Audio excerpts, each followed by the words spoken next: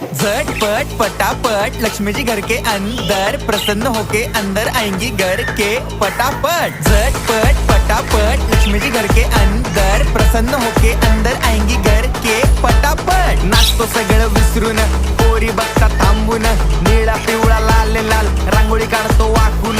सणासुदीला रांगोळी काढ, भाऊचा बर्थडे रांगोळी काढ, नवीन वर्ष रांगोळी काढ, कलर उरला रांगोळी काढ।